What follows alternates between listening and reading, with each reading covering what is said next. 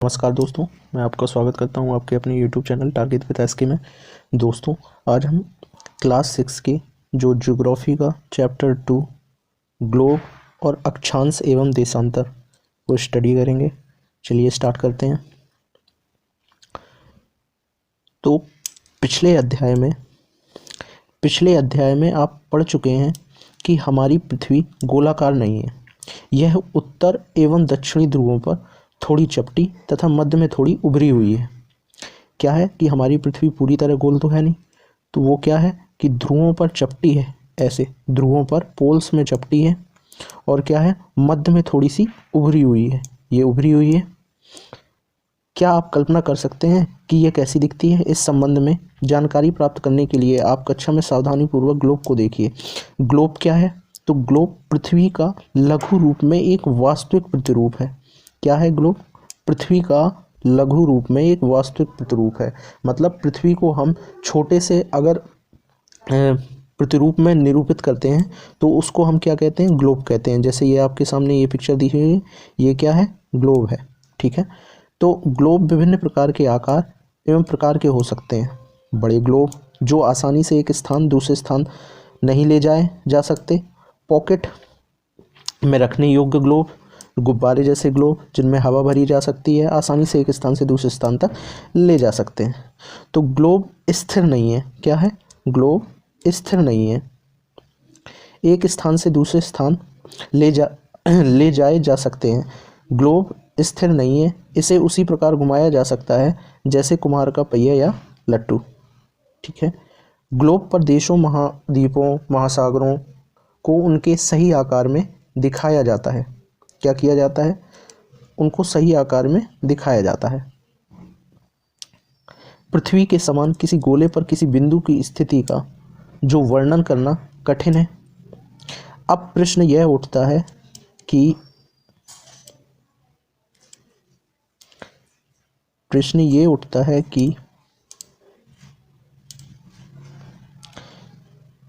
इस पर किसी स्थान की स्थिति कैसे बताई जा सकती है।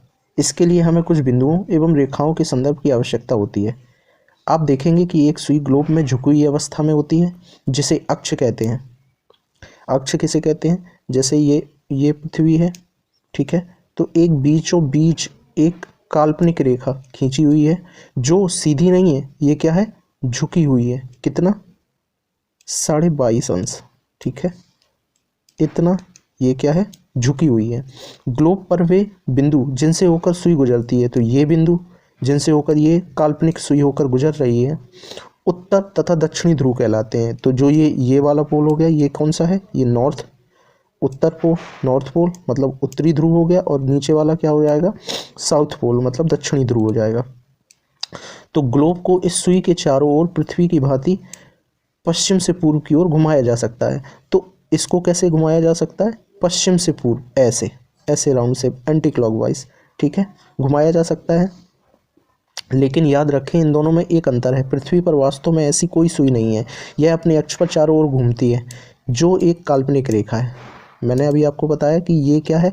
ये कोई वास्तविक रेखा नहीं है, ये हम लोगों ने एक काल्पनिक रेखा मानी हुई है, जो इस ग्लोब को क्या करता है? 2 बराबर भागों में बांट देता है। ठीक है। अब अगर हम देखें कि जो भी ये रेखा है, जैसे ये हमारा क्या है? ग्लोब है, ये हमारी पृथ्वी है। अब इसको जो ये वाला dot dot dot dot line दिख रही है आपको, ये डॉट डॉट डॉट लाइन, ये पृथ्वी को क्या करती है? ये 2 बराबर भागों में बांटती है। मतलब जो ये बीचों बीच जो ये लाइन गई हुई है 0 डिग्री, ठीक है, तो ये क्या करती है? पृथ्वी को 2 बराबर भागों में बांटती है।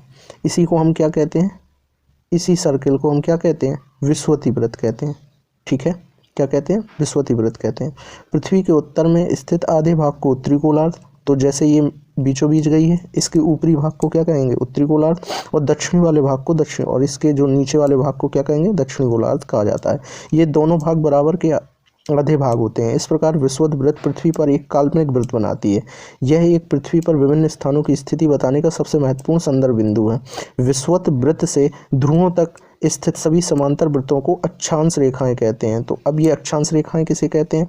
तो जो भी हमारा ये क्या है, जो ये बीच वाला जो 0 डिग्री लाइन गई हुई है ये क्या है, ये हमारा एक सर्किल है विषुवत। तो इसी के अगर पैरेलल ये ऊपर खिंचेगा, फिर ऊपर, फिर ऊपर, ऐसे ही ये लाइन है, जैसे ये वाली लाइन, ये लाइन, तो ये पैरेलल, ये सब पैरेलल लाइंस हैं। तो इन सब लाइनों को क्या कहेंगे हम लोग, अक्षांश रेखाएं, अक्षांश रेखाएं कहेंगे। ठीक है, अक्षांश को अंश में मापा जाता है। किस में मापा जाता है, अंश में मापा जाता है। अब हम देखेंगे विषुवत जो वृत्त है वो शून्य अक्षांश दर्शाती है। चूंकि विषुवत वृत्त दोनों तरफ ध्रुवों के बीच की दूरी पृथ्वी के चारों ओर के वृत्त का 1/4 भाग है, अतः इसका माप 360 अंश का 1/4 यानी 90 अंश होगा। इस प्रकार 90 अंश उत्तरी अक्षांश उत्तरी ध्रुव को दर्शाएगा और तथा 90 अंश दक्षिणी अक्षांश दक्षिणी ध्रुव को दर्शाएगा। जैसे ये वृत्त है, ये 0 डिग्री की अक्षांश रेखा होगी।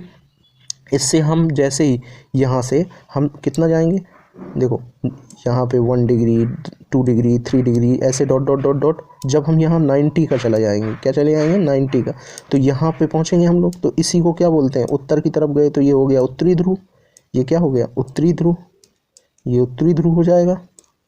और जो नीचे वाला है ऐसे ही दक्षिण की तरफ जाएंगे हम लोग 90 अंश, तो ये क्या हो जाएगा दक्षिणी ध्रुव, वही ये कह रहा है। इस प्रकार विषुवत वृत्त के उत्तर की सभी समांतर रेखाओं को उत्तरी अक्षांश तथा विषुवत वृत्त के दक्षिण स्थित सभी समांतर रेखाओं को दक्षिणी अक्षांश कहते हैं। तो अगर जितनी भी ये रेखाएं हैं, ये दक्षिण की तरफ जितनी भी ये पैरेलल लाइंस हैं, ये जो भी जाएंगी इनको दक्षिणी अक्षांश बोलेंगे, और जो उत्तर की तरफ जाएंगे समांतर तो वो क्या कहलाएंगी, उत्तरी अक्षांश कहलाएंगी। ठीक है, आगे देखते हैं।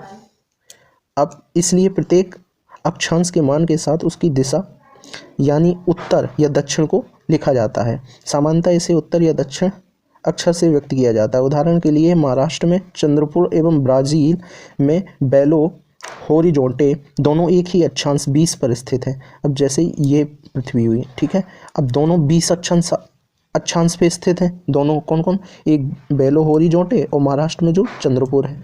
लेकिन अंतर क्या है, लेकिन चंद्रपुर विषुवत वृत्त के 20 अंश उत्तर में है। तो जो चंद्रपुर है वो क्या है, वो 20 अंश उत्तर में है, यानी इस साइड है ऊपर की तरफ। और जो बेलो होरिजोंटे विषुवत वृत्त के 20 अंश दक्षिण में है।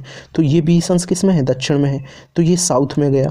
बस ये अंतर हो गया। तो इसको क्या बोलते हैं, 20 अंश एस मतलब साउथ मतलब दक्षिण, और 20 नॉर्थ, एन मतलब नॉर्थ मतलब उत्तर। ठीक है, तो जैसे हम विषुवत वृत्त से दूर जाते हैं अक्षांशों का आकार घटता जाता है। जैसे आपने प्याज देखी हुई है, अगर आप उसको 20 से काटोगे तो पहले बड़ा, ठीक है, फिर उससे छोटा, फिर उससे छोटा, ऐसे ही क्या होगा, छोटे छोटे सर्कल्स होते जाएंगे, है ना। तो वही कह रहा है, जैसे जैसे हम विषुवत वृत्त से दूर जाते हैं तो अक्षांशों का आकार क्या होता है, घटता जाता है। ठीक है, अब कुछ महत्वपूर्ण जो अक्षांश हैं वो कौन कौन से हैं। जैसे विषुवत वृत्त, यहाँ पे अगर हम लोग देखेंगे तो विषुवत वृत्त कौन हो गया, ये वाला 0 डिग्री अक्षांश पे। फिर उत्तरी ध्रुव ये 90 डिग्री पे उत्तरी ध्रुव, दक्षिणी ध्रुव ये 90 डिग्री साउथ पे। ठीक है, विषुवत वृत्त हो गया, ठीक है, उत्तरी ध्रुव हो गया, दक्षिणी ध्रुव हो गया। इसके अतिरिक्त भी 4 महत्वपूर्ण रेखाएं और भी हैं। अब वो कौन कौन सी हैं, चलिए देखते हैं। वो रेखाएं हैं, पहला उत्तरी गोलार्ध में कर्क रेखा, जैसे ये है। ठीक है, यहाँ पे अगर हम लोग देखेंगे इससे कितने डिग्री, 23.5 डिग्री नॉर्थ पे जाएंगे तो इसको क्या बोलेंगे हम लोग, कर्क रेखा। क्या बोलेंगे, कर्क रेखा। ठीक है, ये कर्क रेखा। और ऐसे ही अगर हम 23.5 दक्षिण में जाएंगे तो ये हमारी कौन सी रेखा हो जाएगी, मकर रेखा। ये कौन सी हो जाएगी, मकर रेखा। और अगर हम लोग इससे भी ऊपर नॉर्थ में जाएंगे तो वो कितना, 66 सही 1/2 अंश, तो वो क्या है, उत्तर में उत्तरी ध्रुव वृत्त। तो ये वाला क्या हो जाएगा, ये 66 अंश पे 66.5 अंश पे जाएगा तो ये कितना हो जाएगा, उत्तरी ध्रुव, नॉर्थ पे। साउथ पे जाएगा तो दक्षिणी ध्रुव वृत्त हो जाएगा। ठीक है, तो ये 4 पॉइंट और भी हैं। इसके अलावा हम देखते हैं पृथ्वी पर हीट जोन्स, जिसको बोलते हैं ताप कटबंध। ताप कटबंध क्या है कि पृथ्वी पर जैसे हम लोगों ने देखा ये वाला, तो जो भी अगर आप जोन देखेंगे, क्या पे, यहाँ पे आप, ये ग्लोब है, तो अगर ग्लोब में ये पूरा पृथ्वी है, पृथ्वी बनी हुई है, तो पृथ्वी पे अगर हम लोगों ने देखा कि जितना भी ये वाला एरिया है 23.5 अंश उत्तर से 23.5 अंश दक्षिण, कर्क रेखा और मकर रेखा के बीच का जो भी स्थान है ये क्या है, ये उष्ण कटिबंध है। कैसा है, उष्ण कटिबंध। और जो भी जोन 23.5 अंश से 66.5 अंश नॉर्थ, ये वाला रीजन, और ऐसे ही साउथ में भी चले जाएं 23.5 अंश साउथ से 66.5 अंश साउथ तक जाएंगे तो वो कौन सा है, शीतोष्ण कटिबंध। कौन सा, शीतोष्ण कटिबंध। और इससे जो ऊपर जाएंगे हम 66.5 अंश से नॉर्थ पोल तक जाएंगे तो वो क्या हो जाएगा, शीत कटिबंध। नॉर्थ में जाए तो उत्तरी शीत कटिबंध, साउथ में जाएंगे तो दक्षिणी शीत कटिबंध। अब इसका मतलब क्या हुआ, इसका मतलब है कि यहाँ जो ये वाला एरिया हुआ, यहाँ पे सूरज की जो किरणें हैं वो सीधी पड़ती हैं, तो यहाँ पे बहुत ज़्यादा गर्मी वाला इलाका होता है। ठीक है, तो इसीलिए इसको उष्ण कटिबंध बोलते हैं। और यहाँ पर जो सूरज की किरणें हैं यहाँ पे क्या पड़ती हैं, तिरछी पड़ती हैं, इसलिए यहाँ पर क्या है, शीतोष्ण, मतलब ठंडी भी होती है और गर्मी भी होती है। तो इस रीजन में ठंडी और गर्मी दोनों होती हैं। ठीक है, और जो सबसे ऊपर जहाँ पे बहुत ही कम मात्रा में पहुँच पाती हैं तो वहाँ क्या होती है, ठंडी होती है। जैसे हमारे दक्षिणी और उत्तरी ध्रुव के बीच में सर्दी पड़ती है। अब देखते हैं यहाँ हीट जोन्स में, तो ये दिया हुआ है कि पृथ्वी के ताप कटिबंध कर्क रेखा और मकर रेखा के बीच सभी अक्षांशों सूर्य वर्ष में एक बार दोपहर सिर के ऊपर ठीक होता है, इसलिए इस क्षेत्र में सबसे अधिक ऊष्मा होती है तथा इसे उष्ण कटिबंध कहा जाता है। कर्क रेखा तथा मकर रेखा के बाद किसी भी अक्षांश पर दोपहर का सूर्य कभी भी सिर के ऊपर नहीं होता। ठीक है, वो ध्रुव की तरफ सूर्य की किरणें तिरछी होती जाती हैं। इस प्रकार उत्तरी गोलार्ध में कर्क रेखा, उत्तरी ध्रुव वृत्त तथा दक्षिणी गोलार्ध में मकर रेखा और दक्षिणी ध्रुव वृत्त के बीच पड़ने वाले क्षेत्र का तापमान मध्यम रहता है, इसलिए इसे क्या कहते हैं, शीतोष्ण कटिबंध। क्या कहते हैं, शीतोष्ण कटिबंध बोलते हैं। ठीक है, अब क्या है, उत्तरी गोलार्ध में उत्तरी ध्रुव वृत्त एवं उत्तरी ध्रुव तथा दक्षिणी गोलार्ध में दक्षिणी ध्रुव वृत्त और दक्षिणी ध्रुव के बीच बहुत ज़्यादा ठंड पड़ती है। जैसे ये वाला रीजन था, कैसा, ये वाला रीजन था। अब जो 66.5 अंश ये वाला, 66.5 अंश साउथ वाला और 66.5 अंश नॉर्थ वाला, ठीक है, और यहाँ पे नॉर्थ पोल मतलब उत्तरी ध्रुव और यहाँ पे साउथ पोल, तो ये वाला जो रीजन हो गया, यहाँ पे क्या होता है कि सूर्य क्षितिज से ज़्यादा ऊपर नहीं जाता आ पाता है, इसलिए यहाँ शीत कटिबंध कहलाते हैं। तो यहाँ पर सर्दी ज़्यादा पड़ती है। ठीक है, आगे देखते हैं देशांतर क्या है।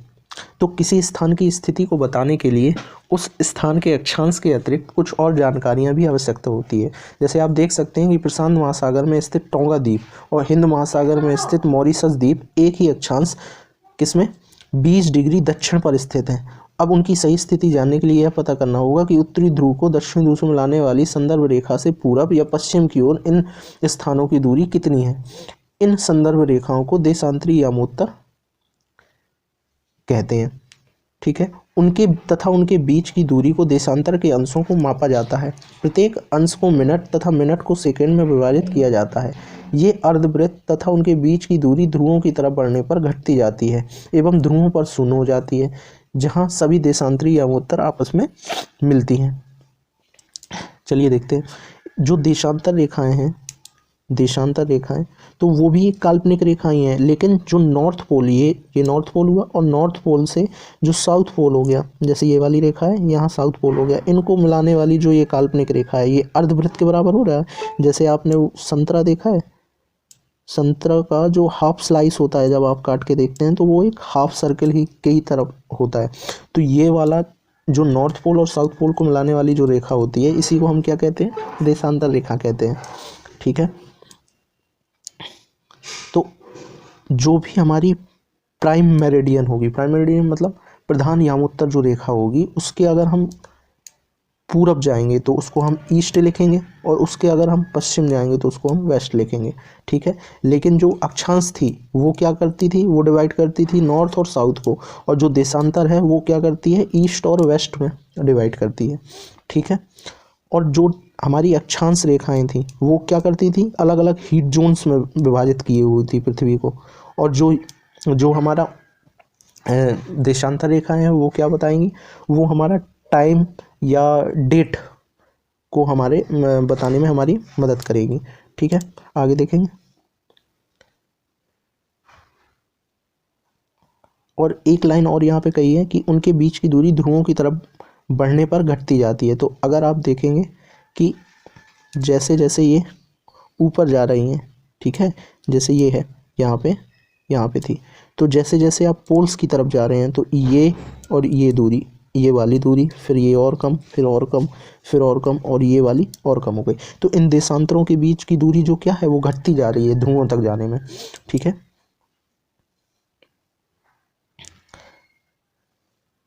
अक्षांश रेखाओं में भिन्न सभी देशांतरी यामात्रों की लंबाई समान होती है, इसलिए इन्हें सिर्फ मुख्य संख्याओं में व्यक्त करना कठिन था। तब सभी देशों ने निश्चय किया कि ग्रीनविच, जहां ब्रिटिश राज की वेधशाला स्थित है, से गुजरने वाली यामोत्तर से पूर्व और पश्चिम की ओर गिनती शुरू की जाए। इस यामोत्तर को प्रमुख यामोत्तर या इसका मान 0 डिग्री देशांतर, यहाँ से हम 180 डिग्री पूर्व या 180 डिग्री पश्चिम तक गणना कर सकते हैं। प्रमुख यामोत्तर तथा 180 यामोत्तर मिलकर पृथ्वी को 2 समान भागों, पूर्वी गोलार्ध और पश्चिमी गोलार्ध में विभक्त करती हैं। इसलिए किसी स्थान के देशांतर के आगे पूर्व के लिए तथा अक्षर पूर्व तथा पश्चिम के लिए अक्षर पश्चिम का उपयोग करते हैं। यह जानना रोचक होगा कि 180 डिग्री पूर्व और 180 डिग्री पश्चिम यामोत्तर एक ही रेखा पर स्थित हैं। अब ग्लोब पर जो अक्षांश समांतर रेखाएं एवं देशांतरी यामोत्तरों के द्वारा बनी ग्रिड को देखें। अगर आपको किसी स्थान के अक्षांश एवं देशांतर को सही जानकारी हो तो ग्लोब पर आप उस स्थान का पता आसानी से लगा सकते हैं। उदाहरण के लिए असम में धुबरी 26 डिग्री उत्तरी अक्षांश एवं 90 डिग्री पूर्वी देशांतर पर स्थित है। अब उस बिंदु को देखें जहां ये दोनों रेखाएं एक दूसरे को काटती हैं। अब यह बिंदु धुबरी की सही स्थिति दर्शाएगा। जैसे ये अक्षांश हो गया हमारा, ठीक है, ये लेटिव लाइन, और ये हमारे देशांतर हो जाएंगे। तो जो ये ग्रिड बनेगा, क्या बनेगा, ये ग्रिड बनेगा जहाँ पे ये काटेंगे। तो ये क्या है, उसकी एग्जैक्ट लोकेशन को शो करेगी कि वो व्यक्ति कहाँ पे है। इसको समझने के लिए कागज पर समान दूरी वाली क्षैतिज ऊर्ध्वाधर रेखा है और ऊर्ध्वाधर रेखाओं की संख्या 1 2 3 4 से तथा क्षैतिज रेखाओं को क ख ग अंग अक्षरों से व्यक्त करें। जिन बिंदुओं पर ये ऊर्ध्वाधर व क्षैतिज रेखाएं एक दूसरे को काटती हैं वहां कुछ छोटे वृत्त खींचिए। इन वृत्तों को अ ब द स द ध नामों से व्यक्त करिए। मान लीजिए ऊर्ध्वाधर रेखाएं पूर्व देशांतर, क्षैतिज रेखाएं उत्तरी अक्षांशों को व्यक्त करती हैं। तो ये वाला जो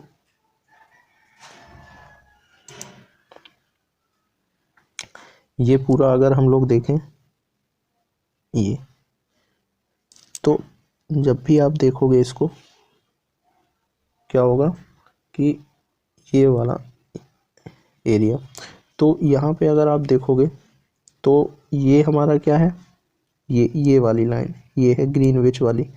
तो इससे अगर हम लोग पूरब जाएंगे, ये वाली लाइन, इससे अगर हम ईस्ट जाएंगे, ठीक है, मतलब इससे अगर राइट साइड होगा तो वो पूरब की तरफ, और इससे अगर लेफ्ट साइड होगा तो वो पश्चिम की तरफ को रिप्रेजेंट करेगा। ठीक,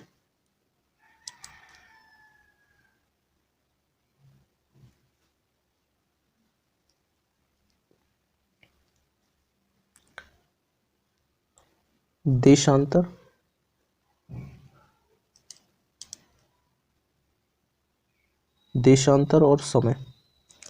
देशांतर और समय को मापने का सबसे अच्छा साधन पृथ्वी, चंद्रमा एवं ग्रहों की गति है। सूर्योदय एवं सूर्यास्त प्रतिदिन होता है, अतः स्वाभाविक है कि यह पूरे विश्व में समय निर्धारण का सबसे अच्छा साधन है। स्थानीय समय का अनुमान सूर्य के द्वारा बनने वाली परछाई से लगाया जा सकता है, जो दोपहर में सबसे छोटी एवं सूर्योदय तथा सूर्यास्त के समय सबसे लंबी होती है। तो जो छाया बनती है ना, वो सूर्योदय और सूर्यास्त के समय सबसे लंबी होती है, और जो दोपहर के समय कैसी होती है, सबसे छोटी बनती है। तो पहले के समय में भी हम लोग सूर्य और चंद्रमा या नक्षत्रों की सहायता से भी डायरेक्शन और समय का अनुमान लगाया करते थे। ग्रीनविच पर स्थित प्रमुख यामोत्तर पर सूर्य जिस समय पर आकाश में सबसे ऊंचे बिंदु पर होगा, उस समय यामोत्तर पर स्थित सभी स्थानों पर क्या होगा, दोपहर होगी। चूंकि पृथ्वी पश्चिम से पूर्व की ओर चक्कर लगाती है, तब वे स्थान जो ग्रीनविच के पूर्व में है उनका समय ग्रीनविच समय से आगे होगा, जो पश्चिम में है उनका समय पीछे होगा। जैसे ये पृथ्वी है, ठीक है, तो अगर ये हमारी क्या है, प्राइम मेरिडियन, प्रमुख यामोत्तर रेखा है, और तो जो भी प्रमुख यामोत्तर से पूरब की तरफ देश होंगे उनका समय क्या होगा, आगे होगा, ये प्लस में होंगे इनका समय, और जो भी इसके पश्चिम में होंगे उनका समय क्या होगा, माइनस, मतलब इनका समय पीछे होगा। वो क्यों होगा, क्योंकि जो पृथ्वी है वो पश्चिम से पूर्व की तरफ घूमती है। तो सूर्य अगर यहाँ पे है तो पहले यहाँ पे दिन हो जाएगा, फिर धीरे धीरे जैसे जैसे पृथ्वी ऐसे ऐसे घूमना चालू करेगी तो वैसे वैसे यहाँ फिर यहाँ फिर यहाँ ऐसे समय बढ़ता जाएगा। ठीक है, अगर देखा जाए तो 24 घंटे में पृथ्वी 360 अंश घूमती है। तो अगर 24 घंटे में 360 अंश अपने अक्ष पर घूमती है तो एक घंटे में कितना घूमेगी? एक घंटे में घूमेगी 360 और बटे 24। ठीक है, और फिर एक घंटे में अगर वो 15 अंश घूमेगी तो फिर 60 मिनट में कितना घूमेगी? तो 60 मिनट में घूमेगी अगर वो कितना 15 अंश, तो एक मिनट में कितना घूमेगी? 15/60 मतलब 1/4। ठीक है, 1/4। इसका मतलब क्या हुआ कि 4 मिनट में एक अंश घूमेगी। ठीक है, इस प्रकार ग्रीनविच में क्या घूमेगी? 4 मिनट में एक अंश घूमेगी। तो अगर हम लोग देखेंगे कि ग्रीनविच में दोपहर के 12 बजते हैं तो ग्रीनविच से 15 डिग्री पूर्व में समय क्या होगा? जब 1 डिग्री घूमने में 4 मिनट लगता है तो हमें कितना घूमना है? 15 डिग्री। कितना? 15 डिग्री। तो 15 डिग्री में कितना हो जाएगा? 15 × 4 मतलब 60 मिनट। मतलब ग्रीनविच से समय 1 घंटा आगे, अर्थात वहाँ से दोपहर का 1 बजा होगा।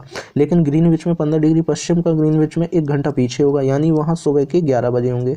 ठीक है, इसी प्रकार हम लोग ग्रीनविच पर दोपहर के 12 बजे होंगे, उस समय 180 डिग्री पर मध्यरात्रि होगी। क्यों होगी? क्योंकि 180 डिग्री पे एक डिग्री पे कितना?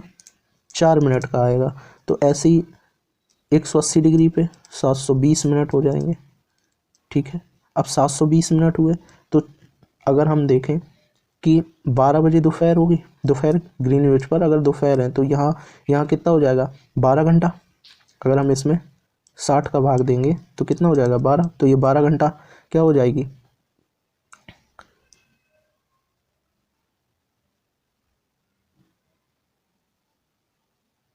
मध्यरात्रि। 12 घंटे। किसी भी स्थान पर जब सूर्य आकाश में अपने उच्चतम बिंदु पर होता है तो दोपहर में उस समय घड़ी में दिन के 12 बजते हैं।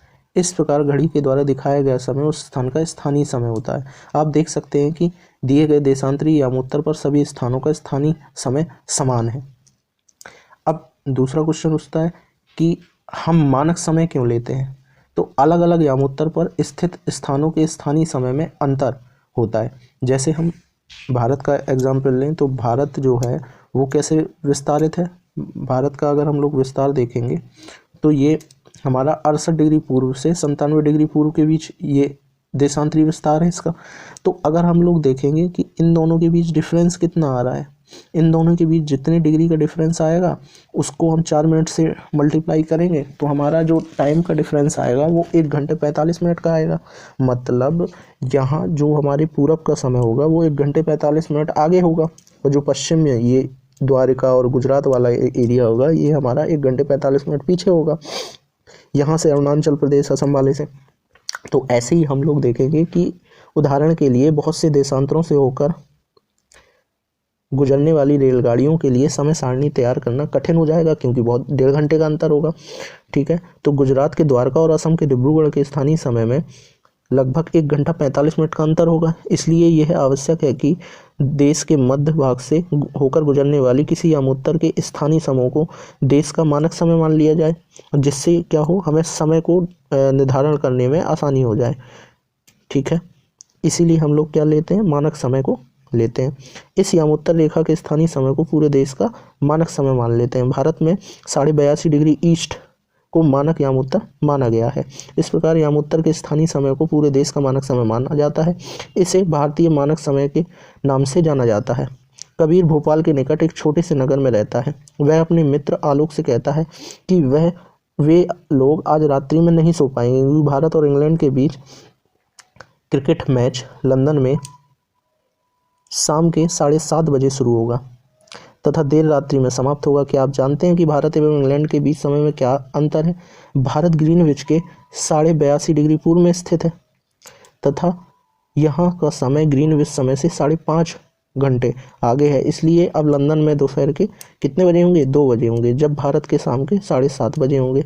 अगर लंदन में 2 बजा होगा तो इससे 5.5 घंटे आगे ही होगा, क्योंकि ये जो हमारा जो लंदन है ग्रीनविच वाले से हम भारत कैसा पड़ता है? ईस्ट में पड़ता है। और वो भी कितनी डिग्री, 82.5 डिग्री। ठीक है, 82.5 डिग्री। तो 1 मिनट में कितना, एक अंश करने में उसको 4 मिनट लगते हैं। तो ऐसे ही अगर 82.5 डिग्री आगे होगा तो कितना समय आगे हो जाएगा, 5.5 घंटे आगे हो जाएगा। कुछ देशों का देशांतरी विस्तार अधिक होता है, जिस कारण वहाँ एक से अधिक मानक समय अपनाए गए हैं। इसलिए रूस में कितने मानक समय हैं, 11। और पृथ्वी को एक एक घंटे वाली 24 समय क्षेत्रों में बांटा गया है। तो पृथ्वी को कितने समय क्षेत्रों में बांटा गया है, 24। इस प्रकार प्रत्येक समय क्षेत्र 15 डिग्री देशांतर तक के क्षेत्र को घेरता है। चलिए एक्सरसाइज करते हैं। तो पहला क्वेश्चन क्या कह रहा है कि पृथ्वी का सही आकार क्या है। तो पृथ्वी का सही आकार क्या है, पृथ्वी जो है वो ध्रुवों पर चपटी है और बीच में कैसी है, उभरी हुई है। ठीक है, तो इसलिए हम इसको जियोइड आकार का बोलते हैं। कैसा, जियोइड। मतलब या तो इसको बोलते दीर्घवृत्ताकार भी बोल सकते हैं हम लोग, कि पृथ्वी का आकार कैसा है, इलिप्टिकल है, दीर्घवृत्ताकार। ठीक है, क्या है, जियोड, अर्थ लाइक शेप्ड है। ग्लोब क्या है, तो ग्लोब हम पृथ्वी का जो लघु रूप है उसको हम क्या बोलते हैं, ग्लोब बोलते हैं। कर्क रेखा का अक्षांशी मान क्या होता है, तो अगर ये पृथ्वी है, पृथ्वी से अगर हम लोग 23.5 डिग्री नॉर्थ जाएंगे तो ये कौन सी अक्षांश होगी हमारी, ये कर्क रेखा अक्षांश होगी। पृथ्वी के 3 ताप कटबंध कौन कौन से थे, पहला वाला ताप कटबंध था उष्ण ताप कटबंध, दूसरा शीतोष्ण और तीसरा था शीत। ठीक है, तीसरा कैसा था, शीत कटबंध। अब अक्षांश और देशांतर रेखाएं क्या थी, तो अक्षांश और देशांतर रेखाएं जो विषुवत वृत्त था, विषुवत वृत्त से जो भी पैरेलल लाइंस गई हुई थी, ये सब क्या है, जैसे 0 डिग्री हमारा ये क्या था, ये विषुवत वृत्त था या विषुवत, इसको रेखा बोल दें सीधी। तो इसके पैरेलल जितनी भी लाइन गई हुई थी इन सबको क्या बोलेंगे, अक्षांश रेखा है। और जो नॉर्थ पोल, ये उत्तरी ध्रुव और दक्षिणी ध्रुव को मिलाने वाली जो काल्पनिक रेखा थी, इसको हम क्या बोलेंगे, देशांतर रेखा। ठीक है, क्या बोलेंगे, देशांतर रेखा। ऊष्मा की सबसे अधिक मात्रा उष्णकटिबंध क्यों प्राप्त करता है, तो ऊष्मा की सबसे अधिक मात्रा उष्णकटिबंध इसलिए प्राप्त करता है क्योंकि यहाँ पर जो सूर्य की किरणें हैं वो कैसी पड़ती हैं, सीधी पड़ती हैं। कैसी पड़ती हैं, सीधी पड़ती हैं। फिर क्या है, जब भारत में शाम के 5:30 बजते हैं तब लंदन में दोपहर के 12 क्यों बजते हैं, क्योंकि जो हमारी जो प्राइम मेरिडियन है वो कहाँ से गुजरी हुई है, वो लंदन के ग्रीनविच से गुजरी हुई है। तो वहाँ का 0 डिग्री देशांतर। ठीक है, और हमारे इंडिया का 82.5 डिग्री ईस्ट। तो इन दोनों के बीच कितने का डिफरेंस हो जाता है, 1 डिग्री में हमारे 4 मिनट का डिफरेंस आता है। ठीक है, 4 मिनट का। तो ऐसे ही 82.5 डिग्री में कितना आ जाएगा हमारा, तो हम इसमें मल्टीप्लाई कर देंगे। ठीक है, तो ऐसे ही हमारा कितना आ जाएगा, 5 घंटे 30 मिनट। कितना आ जाएगा, 5 घंटे 30 मिनट। तो ये क्या है, हमारा ग्रीनविच से ये पूरब की तरफ है। इसका मतलब है कि जो हमारा समय होगा वो ग्रीनविच से 5.5 घंटे आगे होगा। ठीक है, अब दूसरा ऑप्शन क्या है, प्रमुख यामोत्तर किसे कहते हैं, तो प्रमुख यामोत्तर बताया था, 0 डिग्री देशांतर रेखाएं जो है उसको हम लोग क्या बोलेंगे, प्रमुख यामोत्तर। शीत कटिबंध किसके नज़दीक पाया जाता है, तो शीत कटिबंध कब कहाँ था, शीत कटिबंध ये विषुवत वृत्त था, फिर ये कर्क रेखा, फिर यहाँ पे 66 डिग्री था, और इसी के नज़दीक यही तो शीत कटिबंध था, 66.5 डिग्री से नॉर्थ पोल के बीच में, या 66.5 डिग्री साउथ से साउथ पोल के बीच में ये क्या था, शीत कटिबंध था। तो ध्रुवों के नज़दीक हो जाएगा। ठीक है, देशांतरों की कुल संख्या कितनी हो जाएगी, तो देशांतर ये है, नॉर्थ पोल और साउथ पोल से मिलाने वाली काल्पनिक रेखा थी। तो ऐसे ही अगर हम ईस्ट साइड जाएंगे तो ये भी 180 हो जाएंगी, और ऐसे हम वेस्ट साइड जाएंगे तो ये भी 180। तो कुल टोटल कितनी हो जाएंगी हमारी, 360। अब दक्षिणी ध्रुव वृत्त स्थित है, तो दक्षिणी ध्रुव वृत्त किस पे स्थित था, दक्षिणी गोलार्ध में। किस में, दक्षिणी गोलार्ध में। ग्रिड किसका जाल है, तो ग्रिड कैसे बनता था, अक्षांश, जो हमारी अक्षांश है और हमारी जो देशांतर रेखाएं हैं जहाँ पे काटती थी, ये क्या है, ग्रिड बनते थे। ठीक है, तो ग्रिड किसका जाल है, अक्षांश रेखाओं तथा देशांतरी यामोत्तर का। अब फिल इन द ब्लैंक्स है कि मकर रेखा स्थित है, तो मकर रेखा कहाँ पे स्थित है, तो अगर हम लोग देखें मकर रेखा हमारी ये इक्वेटर लाइन थी, ये हमारी क्या थी, इक्वेटर, भूमध्य रेखा। तो इसी को, इससे अगर हम साउथ पे 23.5 डिग्री चले जाएंगे, 23.5 डिग्री साउथ, तो ये हमारी क्या थी, मकर रेखा। तो यहाँ पे 23.5 डिग्री साउथ, ठीक है। भारत का मानक याम उत्तर कितना है, भारत का 82.5 डिग्री ईस्ट है पूरब। फिर 0 डिग्री याम उत्तर को क्या बोलते हैं, या तो प्रमुख याम उत्तर बोल दो, प्राइम मेरिडियन बोल दो, प्रधान याम उत्तर बोल दो, प्रधान भी बोल दो या प्रमुख बोल दो, ठीक है। देशांतरों के प्रधान याम उत्तर, देशांतरों के बीच की दूरी की तरफ घटती है। तो देशांतरों के बीच की दूरी कैसे घटती थी, जैसे हम लोगों ने देखा कि ये बीच में ये देशांतर है, तो यहाँ पे ध्रुवों की तरफ जैसे जैसे वो जाती थी, वो कैसे हो जाती थी, घटती जाती थी। तो ध्रुवों की तरफ जाएगी, चाहे वो दक्षिणी ध्रुव की तरफ जाए, चाहे वो उत्तरी ध्रुव की तरफ जाए। उत्तरी ध्रुव वृत्त किस में स्थित है, ये उत्तरी गोलार्ध में है। किस में है, उत्तरी गोलार्ध में।